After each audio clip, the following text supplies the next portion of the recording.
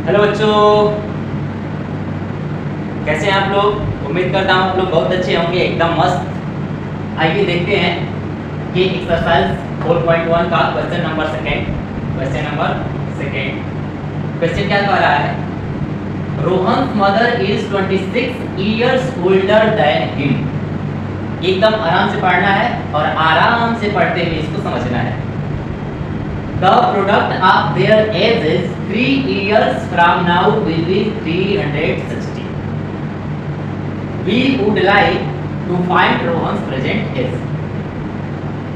3 sentences यहाँ पर दिया गया है। पहला कहा है कि Rohan's mother is 26 years older than him, यानी रोहन की माँ की उम्र, रोहन के माँ की उम्र उसके उम्र से 26 years older यानी ज़्यादा है, यानी रोहन की माँ रोहन से 26 साल बड़ी है। ठीक। The product of their edges, उनके उम्र का प्रोडक्ट यानी गुणनफल 3 इयर्स फ्रॉम नाउ यानी अब से 3 साल बाद विल बी 360। अब से 3 साल बाद अगर दोनों की उम्र का गुणा करेंगे तो 360 हो जाएगा। तो रोहन का वर्तमान उम्र ज्ञात करना है, यानी रोहन का वर्तमान उम्र क्या है। तो सबसे पहले तो इसको हम लिखेंगे क्वाड्रेटिक इक्वेशन में। तो क्वाड्रेटिक इक्वेशन में लिखने के लिए क्या करेंगे, जब सॉल्व करेंगे तो सॉल्यूशन में लिखेंगे let Rohan's present age is x years. ठीक है, x इसको हम मान लेते हैं कि मान लीजिए कि रोहन की वर्तमान आयु x वर्ष है। ठीक है, x इयर्स लिख लीजिए इयर्स। ठीक है, अब क्या कर रहा है, तब रोहन की मां का उम्र क्या हो जाएगा, 26 साल उससे बड़ी है। तो Rohan mother is dead, Rohan mother age present age के बारे में बात हो रहा है। ठीक है, तो रोहन की माँ का भी प्रेजेंट एज क्या हो जाएगा, इक्वल टू x प्लस 26। ठीक है, इतना ये रोहन की माँ का उम्र हो जाएगा। अब कह रहा है कि 3 साल बाद दोनों के उम्र का प्रोडक्ट। ठीक है, कह रहा है कि 3 साल बाद दोनों के एज का प्रोडक्ट। तो पहले तो हम निकालेंगे कि 3 साल बाद दोनों की उम्र हो क्या जाएगी। चलिए यहाँ से क्वेश्चन को हम इरेज करते हैं।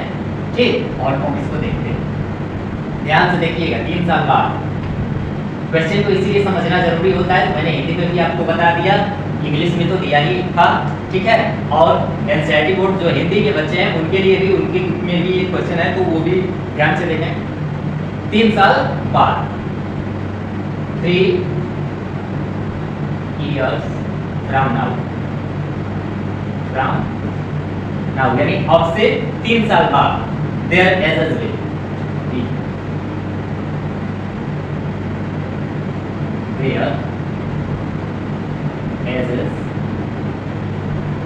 will be, उनकी उम्र क्या हो जाएगी, तो रोहन हो जाएगा x प्लस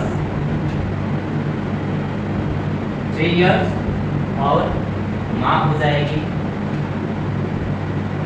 माँ का तो प्रेजेंट एज इतना ही है x प्लस 26 और इसमें भी 3 इयर्स क्या हो जाएगा, 8 हो जाएगा। यानी ये रोहन की माँ का 3 साल बाद उम्र और ये रोहन का 3 साल बाद का उम्र हो जाएगा। अब कह रहा है कि इन दोनों का प्रोडक्ट, अब इन दोनों का प्रोडक्ट निकालेंगे तो यहाँ से पहले तो इसको हम सॉल्व करेंगे तो x प्लस 29 हो जाएगा। अब दोनों का प्रोडक्ट करना है। ठीक है, तो यहाँ से हम करेंगे प्रोडक्ट। ठीक है, तो प्रोडक्ट करेंगे तो क्या हो जाएगा, x plus 3 multiply by x plus 29। ठीक है, अब इसको हम सॉल्व करते हैं। ये ध्यान से आप लोग नोट कर लीजिए।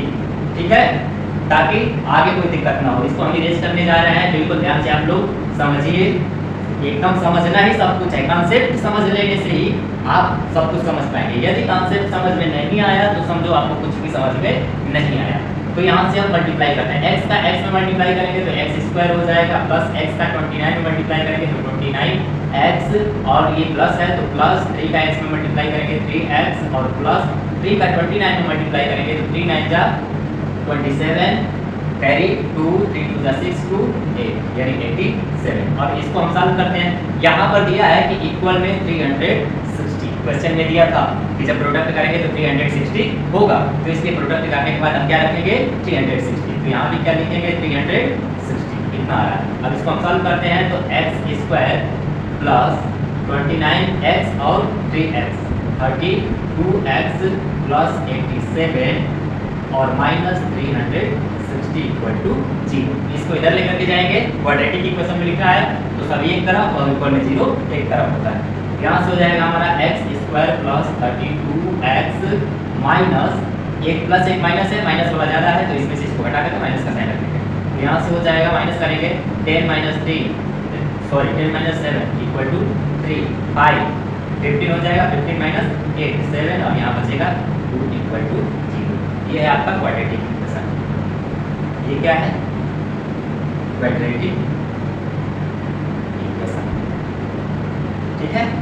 और रोहन का प्रेजेंट एज पूछ रहा है तो यहाँ से हम इसका वैल्यू निकाल देंगे तो रोहन का प्रेजेंट एज जो है आपको पता चल जाएगा। तो चलिए इसको हम सॉल्व करते हैं। मैं उम्मीद करता हूँ आप स्क्रीनशॉट ले लिए होंगे और इसको कॉपी में नोट कर लिए होंगे। आगे हम चलते हैं, इसको निकालते हैं कि x का वैल्यू क्या होगा, यानी रोहन का प्रेजेंट एज क्या होगा। इरेज करके हम जा रहे हैं, एकदम आप लोग स्क्रीनशॉट के साथ आगे बढ़ते रहिए। बिल्कुल, इसमें थोड़ी भी लापरवाही नहीं करनी है, नहीं तो समझ में नहीं आएगा। अगर समझना है तो आपको बिल्कुल ध्यान देना होगा, बिना ध्यान दिए हुए आपको समझ में आने वाला नहीं, ठीक है।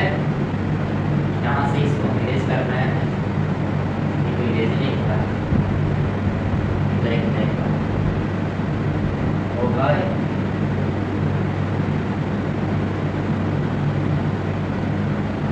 कलर था तो इरेज हो गया, ये क्या होगा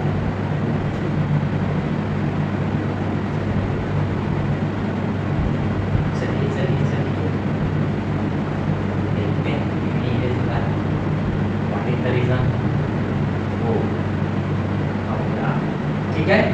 तो आप इस पर ध्यान ना दीजिए, इरेज नहीं हो रहा है, आप बस इस बात पर ध्यान दीजिए कि कैसे इसको हल करेंगे। इरेज करना हमारा काम है और लिखना भी हमारा काम है, समझना आपका काम है, समझना मेरा काम है कि नहीं।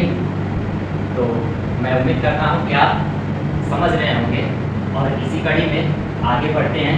तो यहाँ से जब इसको सॉल्व करेंगे तो सॉल्व करने के लिए बहुत सारी विधियाँ होती हैं, उन विधियों को आगे मैं बताऊँगा, लेकिन फिलहाल फैक्टराइजेशन मेथड से ही करेंगे। तो 273 को फैक्टराइज करेंगे, 273 को फैक्टराइज करेंगे, ये 3 से फैक्टराइज होगा, 3 3 3 3 9 जा 3 1 जा, अब कितने से होगा 7 से 13 बार में 13 से 1 बार, ठीक है। लाना कितना है 32, तो 32 को जब हमको लाना है तो कैसे करेंगे कि 32 आ जाएगा 32 मल्टीप्लाई करने पर ये माइनस आना चाहिए। इसको हम कर लेते हैं, 13 3 जा 39 और माइनस 7 32 हो जाएगा, ठीक है।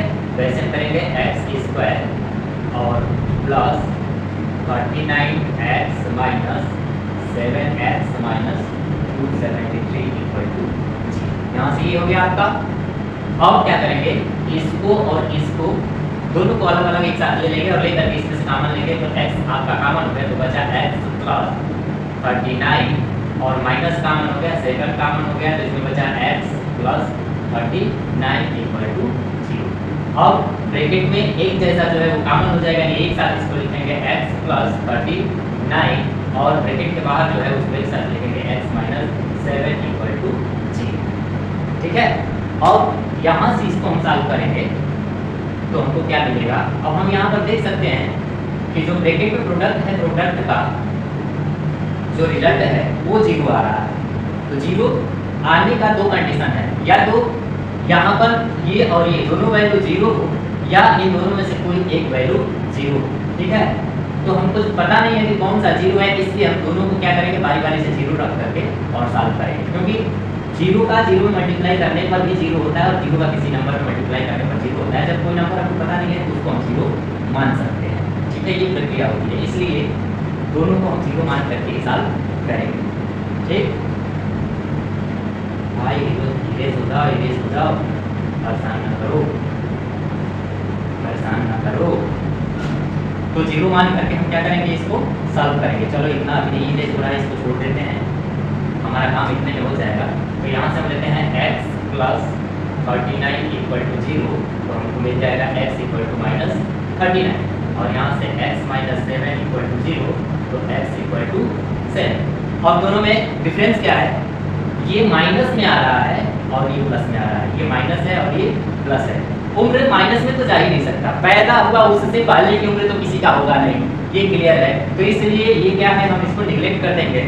अब जो पॉजिटिव पैदा होने के बाद ये उम्र स्टार्ट होती है, तो यहाँ से एज क्या हो जाएगा, रोहन का एज क्या हो जाएगा, रोहन्स प्रेजेंट एज